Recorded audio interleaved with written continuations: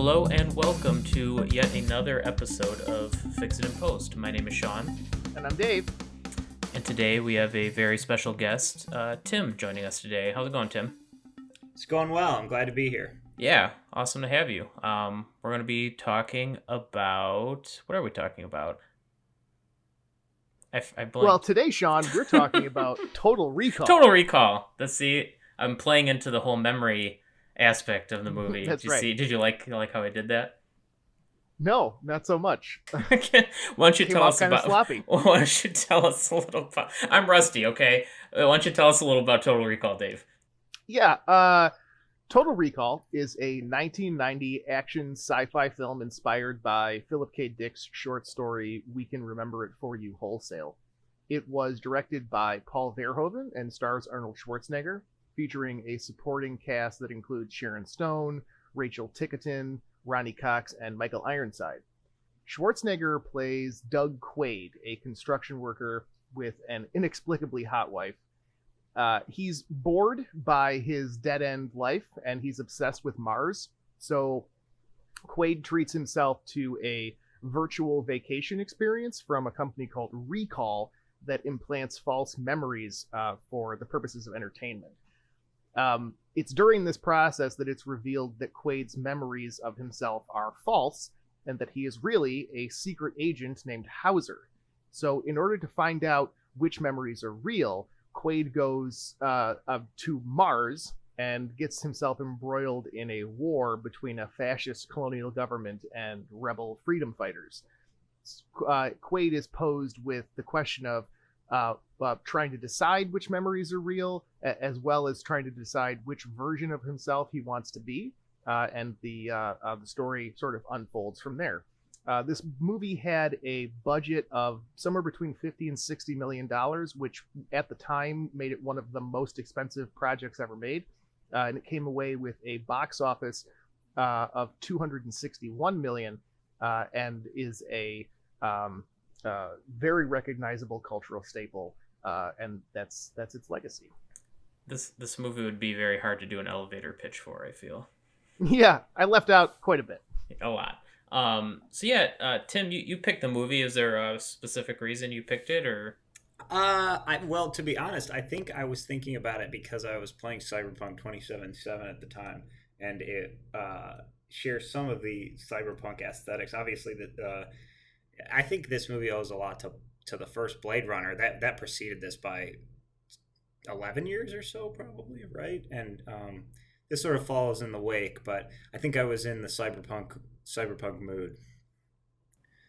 Gotcha. Cool. Yeah, I've seen this movie a bunch, but it'd been a little bit since I've seen it last, so it was kind of cool going back and rewatching it. How about you, Dave? I know you've seen this before. Yeah, I've seen this movie a bunch of times, although, again, it seems like we've been doing this a lot recently with the movies that we've reviewed. I hadn't seen this movie in several years, and I was really excited to get the opportunity to go back and watch it again. I had remembered it as being a sort of a fun action movie with like kind of early 90s camp that might be kind of fun to go and watch, sort of the goofy, outdated effects. And I was really pleasantly surprised. There's a lot more to this film than I remember there being. It's obviously it's sort of based on a lot of the tension in the film is based on the question of what is reality. I mean, that's sort of the starting point with every Philip K. Dick story is, what is you? What is the what are the factors that make up this person that you are? The opening tagline in one of the trailers for the movie is something to the effect of, what would you do if someone tried to steal your mind? Would you even know? And so that is it's a question that is never fully resolved all the way throughout the film, and you as an audience member are sort of just as confused as Schwarzenegger's Quaid character. It's really good. There's a lot going on in this film. There is a it makes you think. It makes you think more about who you are, why you think the way that you are. There's a there's the conflict between the colonial forces that are extracting natural resources from a planet and the downtrodden proletariat that are fighting for their survival is something that is sort of an easily recognizable motif and relatable one as well, and it's something that is reflected in the socio-political world that we live in today. And there's also an element of this dying planet and the real ramifications of being exposed to too much solar radiation. There's a lot that is there's a lot to think about. There's a lot of themes in this movie that go beyond sort of a bland, fun, typical Arnold Schwarzenegger action movie. And so there's this movie's really good. I liked it a lot. Yeah, there's a lot going on in the background that really fleshes the story out and makes it more interesting. I think like the main story is definitely about Arnold trying to figure out who he is. But yeah, like all the stuff with the rebels and the construction on Mars and all of that stuff makes it a lot more interesting. I just wanted to talk a little bit about Arnold for a second. And like this is definitely not a typical Arnold movie. I think it kind of turns into one, but he's like, especially in the beginning, he's straight up terrible in the beginning. Like he's completely out of his element in the beginning of this movie, which kind of works actually in a way. But you could very much see like I didn't look up any of the history of this movie. So maybe you can fill me fill me in on that a little bit. But I would imagine this probably wasn't written with him in mind. No, actually, it definitely wasn't, because Patrick Swayze was originally tabbed to star in the film. And they actually were in pre-production in Australia when the original production company went bankrupt and they had to sell off their assets. And it was a few years later that this script was bought at Arnold Schwarzenegger's behest. I guess he had talked about how he was a big fan of the screenplay when he found it, but the original producer didn't like him for the role. And that because he wasn't a big enough name, I guess. Like we were talking about earlier, 40 versions of this script were written over the course of, I think, like 15 years. The original script was written in 1974, so It took a while for this movie to get made, and a lot of directors and a lot of producers came through the production process, and it was. A favorite of Schwarzenegger, and he was the one that really got this thing made. And throughout the course of the movie's production, they had to. It was really Schwarzenegger's interest in the film that got a lot of the more expensive shots made. Like we were saying, that this movie was enormously expensive for its time, and the reason that it. The production company signed off on it was because Arnold Schwarzenegger made it happen. So you're right. He seems a little out of place, but this movie would not have happened if not for him. Yeah, he's most out of place in the beginning, but then he towards the end, it's like just he's shooting everybody, and it's a straight up action movie, so he fits right in. Sorry, Tim, I cut you off. What were you saying?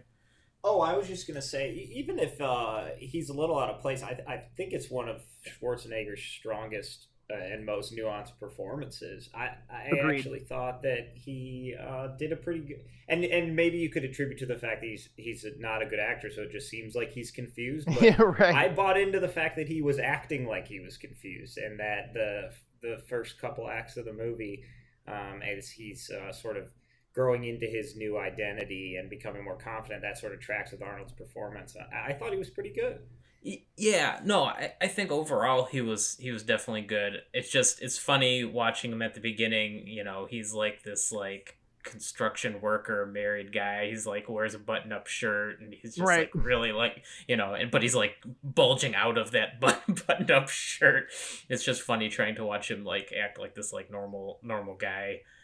Trying to escape his normal life at the beginning. It's just funny. Something that's a bit of a tangent, but I have to mention because we're talking about his outfit. there's something very 90s about the way that he looks, and this is something that you can look at like pretty much every sci-fi movie that, you know, it looks like the decade that it was made, even though it's set in the future. There's a lot of inspiration from, you know, the time that the film was made. But the I think that like that windbreaker, that teal windbreaker with the light brown leather collar, I think my dad had that windbreaker. So like, Oh. like I don't know, like maybe they were just over budget and had to go to like a Macy's and grab a jacket. But that really, I kept looking at it because he wears it throughout most of the second act of the film. So it was sort of eye catching for me. Maybe your dad's a big Total Recall fan. Maybe he is. Maybe that's right. Maybe it was. Yeah, you're right. The Should I movie ask? came first and his jacket came second. There you go. Yeah, well, going back a little to what you're talking about, the cost of the special effects, I just wanted to mention, you know, one of the guys involved in doing the special effects, Rob Bottin, I think Yeah. is how you say his name. Yeah, I've heard He it d- Botan or Botine, but I don't know. I'm which not is right. sure. But you know, he's done a lot of stuff. Probably most famously, The Thing he was involved in. So you know, you can definitely see the resemblance. A lot of that, you know, all that practical special effects stuff, like Arnold's bulging eyes when he's Right. suffocating on Mars. This stuff is great. Me and Alicia watched this last night, and she'd never seen it before, and she turned her head. She was not expecting that at the very beginning of the movie. That's really funny. Ashley had sort of a visceral reaction to the eye bulging scene as well. So It's so good. It is. It's really well done. And like They their kinda tongues gave get all him- bulged. Yeah, you're right. They gave Botine free reign to do kind of like the only direction that Verhoeven gave him was do something weird in respect to Excellent. the effects of radiation on the native Martians. You know, he was like, you just do something weird, man. And he's like, how weird can I go? And they're like, surprise me. So yeah, this is a movie that is made at a time when it's a huge budget movie, and it's made at a time when like CG wasn't really used for anything, although they did do this the scene, the X-ray scene when they're walking through that big X-ray machine. That is all CGI, or at least the skeletons are. Right. And so that's sort of an early an early CGI, one of the first mostly CGI scenes you're going to see in a big movie like this. But almost everything else is practical effects, puppets, and big set pieces. And you know, it looks great. This movie visually, you know, The age is has. great. I mean, it's been 30 years since this movie's come out, and it looks better than a lot of the stuff that's come out in that time. For sure. I thought the scene in which he pulled the bug out of his head in Yeah. particular love was that. really impressive. Yeah. It looked like he was pulling a giant ball out of his nose. I don't know how they pulled off that practical effect, whether it was a massive prosthetic or what, but Mhm. that scene stuck out to me, and there were a few others. The face, or when he posed as the woman and had the I don't know if you call it a helmet Oh yeah. disguise or whatever, but that was pretty impressive too. I agree with you that this movie holds up really well, and I hadn't seen it in several years and was expecting it to look kind of goofy like an 80s or a 90s sci-fi movie often does, and I can only think of a few things that really stood out as bad CGI to me. Yeah. There are a couple of, it's not surprising that this movie won an Academy Award for special effects, and I can't remember what the phrase is that they use, but it was announced that they were the winner before the award ceremony took place. Like Oh, it was, really? they were like, they like I don't know exactly how it went down, but they convened like a special council of the the voting committee, and they decided that this movie needed like a special recognition outside of the award show. Oh, so apparently this particular Academy Award isn't given every year. It's okay. It's like a merit based. It comes up when someone makes a massive advancement award. So there have been huge gaps. Sometimes it's given every year for a few years, but it looks like there was a 12-year gap between when it was given 1995 to 2017. So, Oh. What is the award specifically? Special Achievement Award. It's the Special Achievement Award, and it looks like it can be given for different base. The Special Achievement doesn't have to be the same one. Some are visual effects, some are sound effects, some are animation direction. But you have some sort of expected winners here. Empire Strikes Back, Raiders of the Lost Ark, RoboCop, actually. So I think another Paul Verhoeven movie. Yeah. So big technological advancements, I guess. I'm surprised it doesn't look like Avatar won one. Not that I'm an Avatar fan, but it's kind of shocking. I would have bet money on that too. Like, Dave's a huge just Avatar fan. The way that it's its legacy at this point is a groundbreaking one. Did Titanic win one? No, Toy Story did, which makes sense to me. Well, while we're talking about what this movie has done well, I think maybe it's an appropriate time to address what they did not do very well. And one thing I've got written down here, one of the first things that I thought of when I was watching this movie was that it does a really it would not pass the Bechdel test. There are like, yes, that's a given. There are like three. I mean, there are like 3 or 4 female characters in this whole movie, and they're all like super into Arnold Schwarzenegger. Like that's like there's really nobody else. And so, yeah. Go ahead. Sorry. No, I was just gonna say. I mean, I guess I'm sort of okay with that, just because, like, I mean, I guess we can start this debate now. I was gonna wait till later, but from my point of view, after watching the movie a couple times and seeing it a bunch in the past, like, my conclusion is that this is all his fantasy, and so it being a fantasy, I guess that would make some sense. That there's only a few women characters, and they're all interested in him, kind of a thing. But I don't know what your guys' point of view on that is. Well, I think that's an interesting point.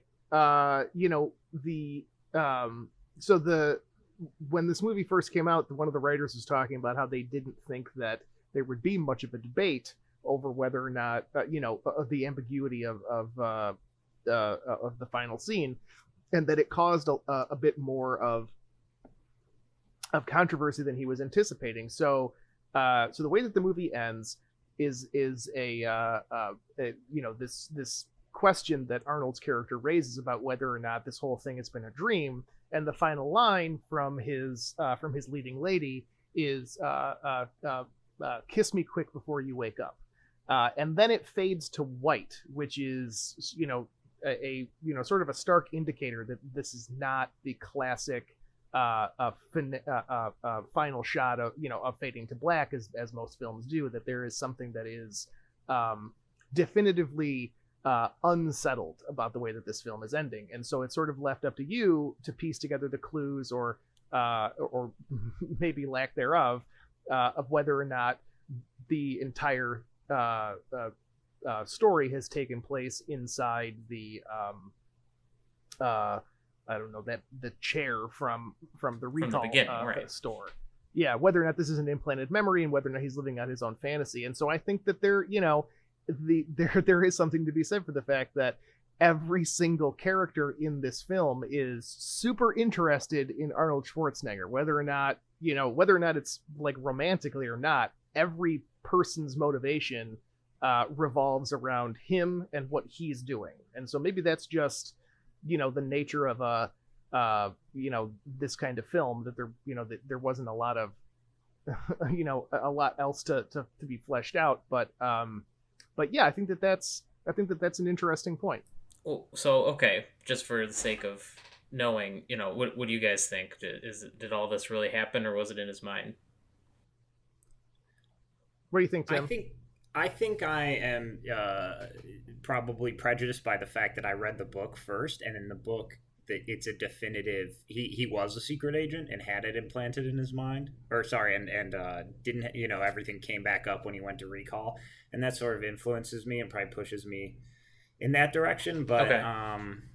I think it's actually. I mean, my honest answer is probably that it's neither. I think the movie does a really good job of making it so that there isn't a firm answer, and leaving clues kind of both ways, but it really can't be settled. And I think I was trying to think about why they would do that if the book had a definitive answer, and my theory is that it was partially commercially motivated, because if you build a puzzle movie like this where there isn't really an answer, you incentivize the audience to go back and see it again in theaters, and maybe you get two watches out of everybody trying to piece it together, or maybe they just think it's fun. But I don't think there's an answer. I mean, it's pretty well constructed as a puzzle movie.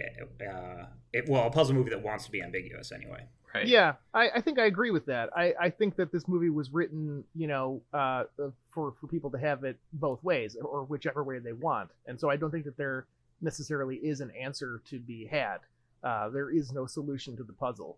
And I think that's... All right, but listen to my question carefully. I'm not saying what it is. I'm saying what you think it is. Okay, so... I don't know that there's enough evidence to really make a decision. God damn it, although Dave. I guess I was planning on half of this podcast being debate about whether it was real or not, and you're fucking all of this up for me. Okay, so here's what I'll say: is that the question of what is real is, and who you are in that reality, is the central question to this film, and that it is it's constructed in a way to make debates like this fun for people that have seen it. So in that regard, I think this movie has succeeded quite well. For Philip K. Dick, most of the stuff that he writes is about the nature of reality, and whether or not you would know whether or not the things that you know about yourself that are rock solid and certain, the things that inform the decisions that you make on a moment to moment basis, that those experiences that form the basis of who you are may have been artificially constructed by someone to provoke a reaction from you. That is utterly terrifying. That is that's something that will keep you up at night, and clearly, for a guy like Philip K. Dick, it clearly has. then that's probably a clear motivator for why so much of his work is surrounded that question. And I think it's the central question for Quaid's character too. He doesn't, but the interesting thing, for the character, he gets to choose. He has these two distinct sets of memories. The Hauser set of memories, in which he is a double agent working on behalf of the government, who has infiltrated a rebel group for the purposes of killing their leader, or his cover identity essentially is the Quaid character.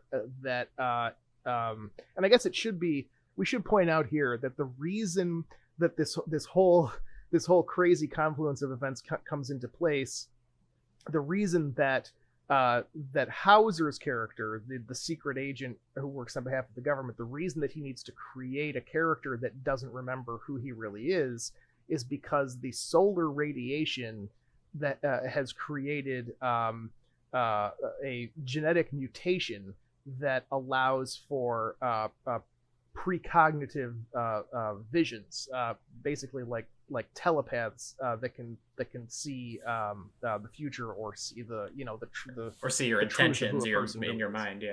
Yeah. So he needs to create a character that doesn't remember who he is. So he sets up the perfect infiltrator, somebody who doesn't think that he's really an infiltrator. And so Schwarzenegger his character is allowed to, essentially, he's posed with the question of choosing between these two realities. And the question is, which one is really real? If he gets to choose which set of memories he wants, and use that as the basis for who he is and how he wants to move forward with his life, then who are we to say which one is actually real? because they're both Me, real. because that's what I'm Yeah. asking you right now.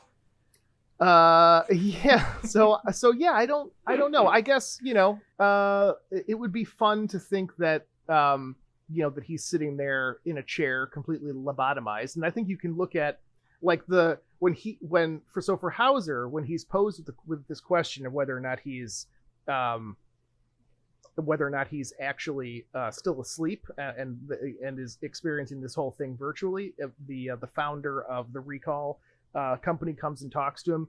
The piece of evidence that Quaid uses to determine that this is a ruse is there's a bead of sweat running down his head, and then he shoots him, and moves forward from there. But why couldn't that be? Why wouldn't you be able to imagine somebody sweating, in your own fictitious memory? I took it because he was nervous, not because he was hot. Sure, right, but why wouldn't that be? Saying, yeah, maybe he was just hot.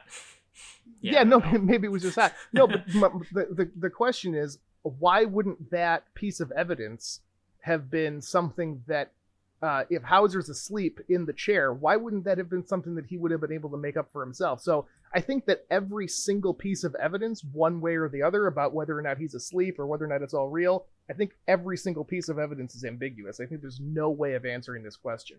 Is he able to make up things for himself, or is everything scripted? Because I assume that, he's paying for the service, that everything's scripted, although I guess you could make an argument saying that, there's a rough outline and, it lets your brain kind of fill in some gaps. So maybe that was one.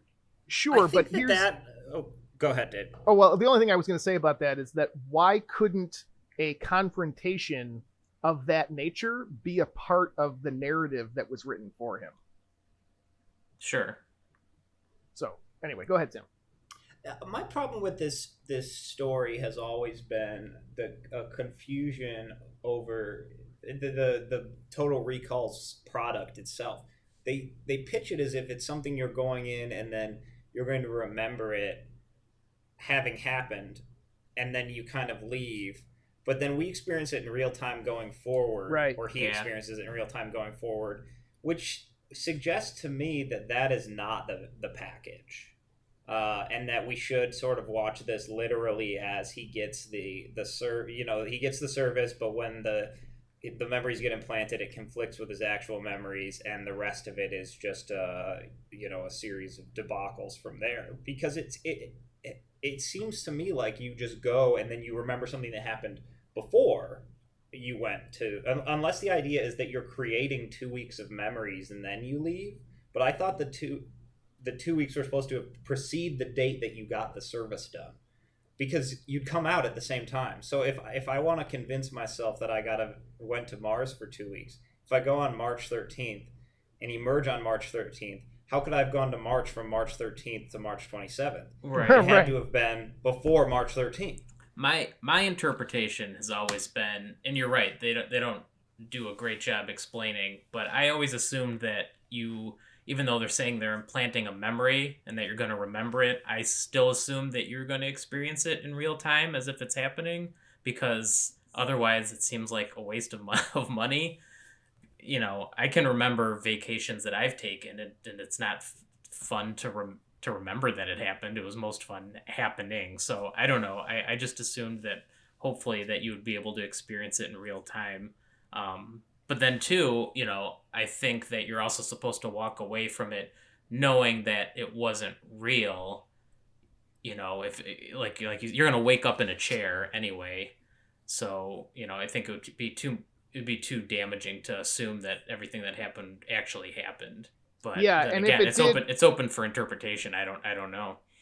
Another thing is if it is all a narrative construct on the part of the Recall staff, why would they have written in this traumatic experience that paints their company in such a bad light, right? That's true. I always look at it though, like, they need, that's part of like convincing you that it's real at the time.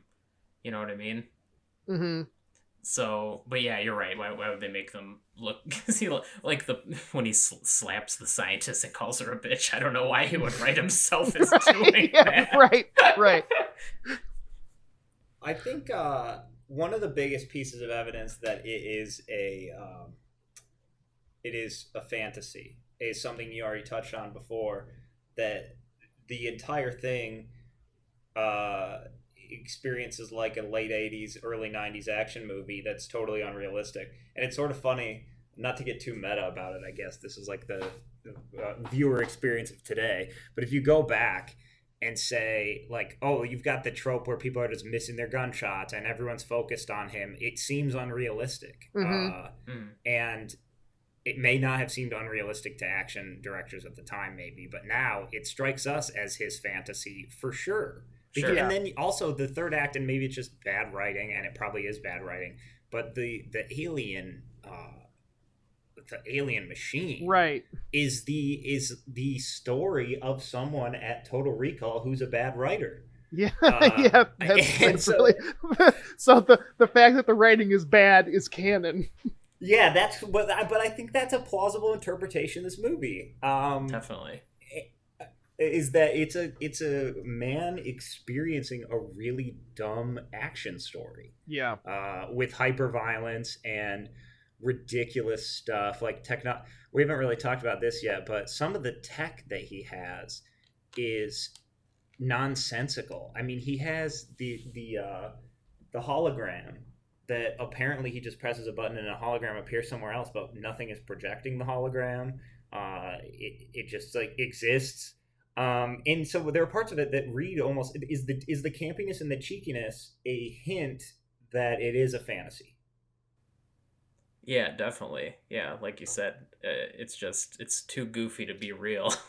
Yeah, there's also the nature of his story arc is so fantastical in that it's the believable part is that there's some schlub working a dead end job who doesn't, who is looking for some kind of escapism. And then the fact that there's so much about who he turns out to be that is like this untapped potential.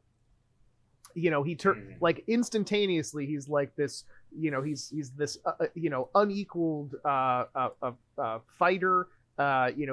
He turns into an action star, and so maybe there's something to be said for the fact that there's like everything about what happens to him is this wish fulfillment thing where he's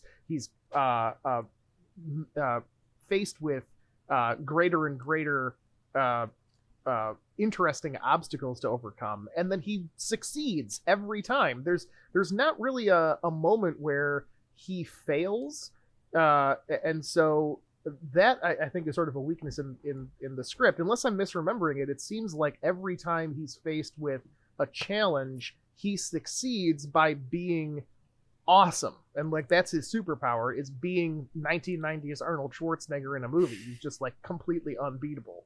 Right. Is that right? Is that interpretation ringing true for anybody? Yeah, I think so. And I mean, even when he quote unquote fails, like it's kind of the perfect thing that needed to happen in order for him to go on to succeed. So it's just this perfectly scripted series of events. I just wanted to mention too, if you go, like Tim said, it's such a fun movie to watch and rewatch over again.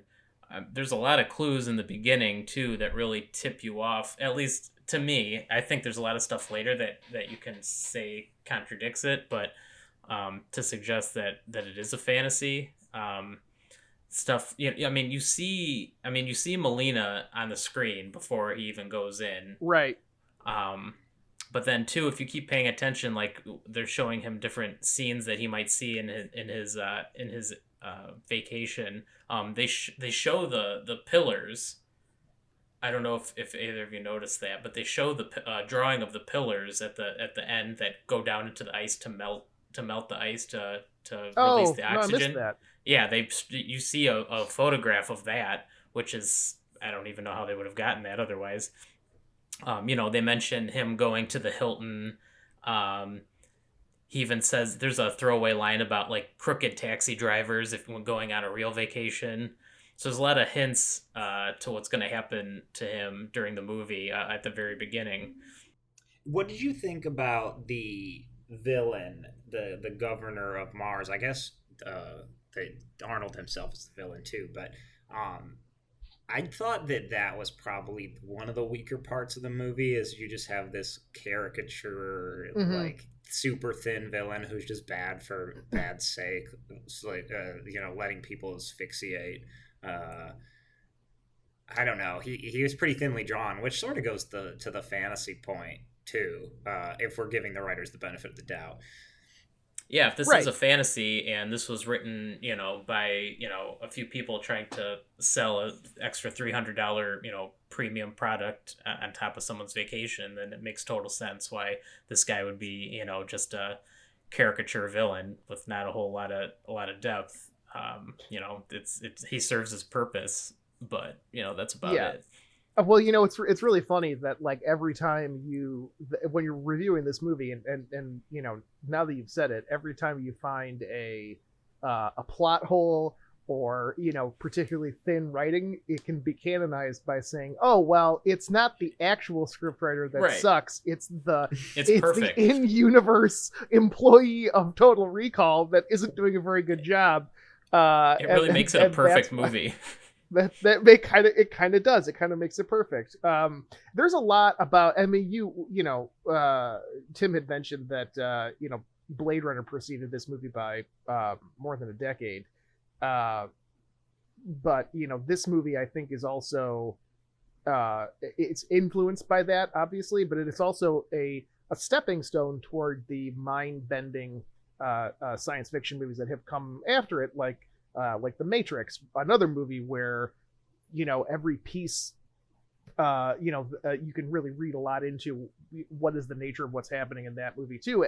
Inception is another one where it's can be kind of you can excuse away plot holes and thin writing by saying that that's the construct in universe was set up that way. There's so many this movie has a ton of really memorable scenes in it, just like little snapshots you take in your mind that you like always remember. Like I'll always remember, we talked earlier about the bug coming out of his nose. I'll always remember the faces when they're on the surface of Mars trying to breathe and their faces poof up, they're about to explode. I'll always remember Johnny Cab, which I think is hilarious every time. There's Kuato being revealed when the guy opens up his shirt. Kuato's a great one. Go ahead. The lady whose head turns out to be a mask of some kind. I thought that I'd like to talk about that scene just for a second, because if we're heaping all kinds of praise on the visual effects of this movie, and I'd like to focus on that one because there are a couple of nitpicky things that it still looks pretty good, but there are two minor things that kind of bugged me about that scene. One is when he's taking the head off, and it turns out that like the ear is like the you push the button and the whole thing starts to come apart. The ear comes out and it seems to be extending away from the head on this mechanical arm, and then it goes back in again. And you're like, but where's there's no room for that. His head is there. There's it's no Arnold's negative... head though. There's nothing inside. Yeah, right. Maybe that's true. Maybe that's the an indicator that his mind is really blank and that it's being rewritten. See, in movie explanation. It's a perfect movie. Again, yeah. Dave, you're missing the point again, though, that it's just bad. It's just a bad Total Recall writer. Yeah, right. Exactly. And it's not something that he would see with his own eyes. It's something that because he's inside the helmet. I also like that that whole sequence at the airport, the spaceport, is set up by his piece of technology not working correctly because the wrong audio file plays when it says 2 weeks, and then it like glitches out. Yeah. But then it somehow fixes itself when he throws the head, and I can't remember the line now. She said, what does she say? Oh. It's something other than 2 weeks though. Yeah, right before she explodes. Right before she explodes. What does she say? Have a nice day? That's not it. What's that line? Some sort of action-y line right before something was to explode. I And, can't you know, remember. my when I was watching that, I was thinking, you know, Schwarzenegger's probably running away, and he's thinking, oh, good, yeah, now it works. Now that stupid audio thing, you know, has fixed itself. I thought that was kind of funny too. What do you make of the fact that we can see people in scenes in which Doug Quaid is not appearing? Because if it's his vacation and his memories, how are we watching Sharon Stone's husband or whatever? I think they're married. You know, in the car by himself, or our comically villainous governor talking to him. I mean, there are things that are happening off screen that we're seeing. Who is seeing this? If it's just a fantasy. Yeah, that's true. That's a good point. I mean, it could just be the fantasy filling his brain into some details that he might not otherwise know. But that's yeah, true. Or it could But just he's be, never it able could to just be something that is actually happening. Does he act on that information though? Like if it's something if it's like a cut scene that's playing in his head between action scenes, he never acts on the information that he sees. I guess not, because in the beginning, you know, he comes home to his wife and he's telling her, you know, she was almost killed, and then he like goes into the bathroom and she makes a call to what's his name, what's his name, Michael Ironside. Yeah, and he tells her to kill him, and he doesn't know that that's coming. Yeah. So that's a good point. I think we would all be disappointed in ourselves if we didn't talk about the three-breasted woman. Yep. So I'm bringing that up now. Worse, that was all I knew about this movie before I saw it the first time. I don't think it has any reason to be in the movie except for, you know, I have to imagine in 1990 it was word of mouth among high school boys and got people to go see it. Right. But it kind of, I actually think stuff like that diminishes this movie in a way because it has interesting things to say, and it just has this stupid scene, and she comes up like 3 times. Right. Yeah, I was gonna say they get their mileage out of that effect too, because she exposes herself on 3 separate occasions. Yeah, you know, there's to people that don't pay, sorry, not to interrupt, but I was going to say, just to people that don't end up paying her anyways, you'd think she would save that, you know, for paying customers. But anyways, right. It's like, clearly this is your most marketable asset. Right. You might want to put that, you might want to paywall that. Makes more sense. It is, you know, a lot of movies that are set on Mars are, you know, take place in sort of like a quasi Western theme, and that's definitely that scene where it's like this bar slash like you know, meeting place slash brothel is like very much like right out of a Western, where they're, you know, hookers walking around you know, the floor like that. It's very much out in the open. The Last Resort is a great name for that, by the way. Yes. It makes me laugh every time. I was going to say, every time I see this movie, I feel really personally betrayed by, I can't remember his name, the taxi driver. Oh, Teddy? Ernie? Something. I don't know. I like his character so much. I feel so attacked when he betrays Quaid. And it doesn't even, his betrayal doesn't even make a whole lot of sense, because there's Benny, yeah, because there's a lot of times where he could have betrayed him before that, I guess. So I don't know. Although I think he needed him to infiltrate. Yeah, that's true. He needed him to get to the secret base to find Quado. So that makes sense, I guess. But I don't know. He's a funny character. He's on the receiving end of a good Arnold action line before he dies. Screw you, as he gets screwed through the chest with a drill. So that's a very Arnold thing. I don't know. Are there a ton of one-liners in this? That's one of the only ones I can remember. There was a great line with the hologram, and I can't remember it anymore, but it was something along the lines of, "You think this is the fake Quaid? It's not." And then no, it is. Like, it is. Yeah. You think this is the real Quaid? It is, and then he shoots it. Yeah, that is a good one. going back to the three-breasted woman, only because why not? When I first saw that, I thought, if they hadn't included that scene, this could have been, a PG-13 rated movie. And as soon as I thought that, I did some research, and the original cut of this movie got an X rating from the MPAA because of the violence. So they had to go and redo one. And I don't know if it says more about me or, the nature of media now, but this movie didn't strike me as a gruesome film. There's a lot of deaths and violence. I think 40 or so people end up getting killed. And maybe it's just because of, what has come out, in the years since then. But this didn't strike me as a movie that was overly violent, although I did listen it's to super violent. It is. No, I mean, it is. It's super violent. It's just, I don't know. Maybe it's not as shows a lot of. I had a totally opposite reaction. That I see why it was X-rated. There's a lot of things going through things. Yeah, that's fair. That's a good way of putting it. That's fair.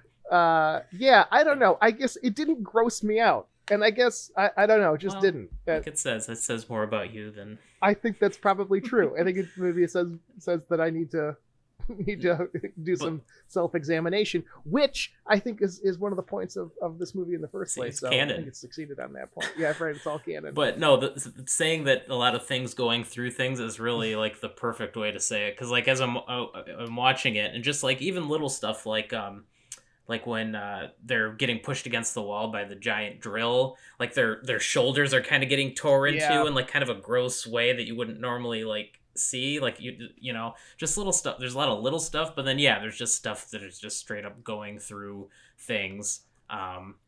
Doesn't he put something through someone's head at the beginning? Yeah, he does. You don't see it for a super long time, but it goes right through. And it's not even somebody that really he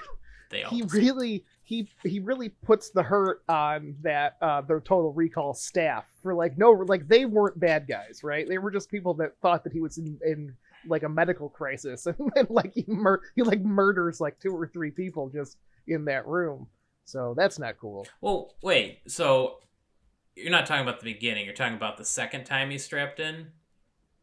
I'm talking about the first time when he pulls his shackles apart. Oh no, you're right. That part does happen the second time. Yeah. Yeah. I think I misspoke too. I think he does the head thing the second time. But the first time, I mean, he's trying to break out, but he doesn't kill anybody. They sedate him and they put him in a Johnny cab. That's right. So everyone he kills deserves it. There is an innocent bystander that's killed during the subway shootout. Oh my god! Yeah, I'm so glad you brought that up. Go ahead and describe that. He uses him as a human shield. That's got to be. Not only does he use him as a human shield, he uses him for a human shield for so long. That guy's so beyond dead by the time he's done with him. It's so gruesome. I mean, I absolutely love it, but it is really brutal to watch. This guy didn't do shit.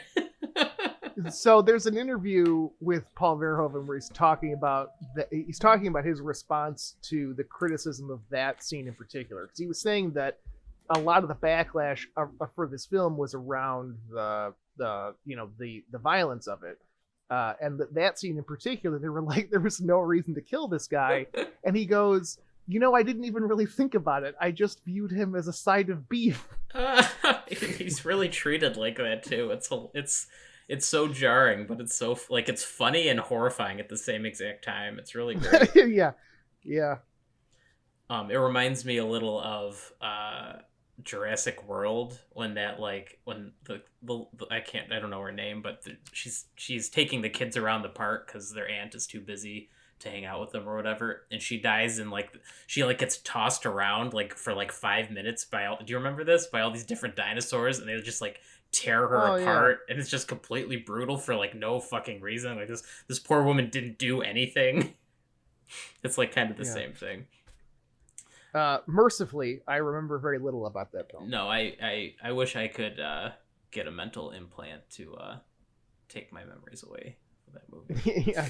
go to Total Recall, and they're Yeah, like, just erase it. your new memories are you just watched the first one again. That would be Didn't see fine. this. I'd pay good money. But yeah, I don't know. Do you guys have any other scenes you wanted to bring up before we wrap it up, or? No, I don't think I have a whole lot else to say about the actual film.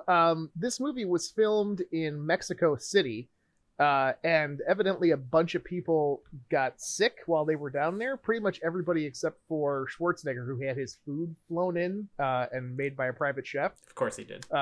Everybody else got really ill. They were saying it was a combination of the water and the fact that Mexico City, especially during the late 80s, was the smog capital of the world. So a lot of people had to be like airlifted out, and Schwarzenegger was making fun of people for being, like sort of like weak Americans. And then they were all like, "Hey, but you don't eat our food. You have special stuff flown in." So that's about it, though. It's my one random fact of the day. Oh, there's one bit of trivia I wanted to highlight for you. Apparently, a sequel to this movie was being written called Total Recall 2 that was based on Minority Report, the short story, and it was going to feature the same character, Douglas Quaid, as a law enforcement officer. And I think we should all be glad that that movie was not made, because I think the Minority Report that was made is one of the best sci-fi movies ever, and we probably wouldn't have gotten it if we had a terrible Total Recall sequel. Yeah, I too love Minority Report, and I feel like a sequel of this movie would completely kill the point of the movie. Like, seeing anything that happens after credits roll on this would just devalue the whole thing. So yeah, that is good that didn't happen. Yeah, wow, bullet dodged. All right, well, cool, guys. Tim, thanks for joining us. That was a lot of fun. It was a good Yeah, movie thanks pick. again for having me. No Yeah, problem. thank you so much for joining. For those of you that are listening, be sure to check us out on SoundCloud and Spotify, and look for our back catalog of our previous episodes on YouTube. And be sure to join us next time when we'll be reviewing Draft Day, starring Kevin Costner. No, we won't. Goodbye, everyone. Bye!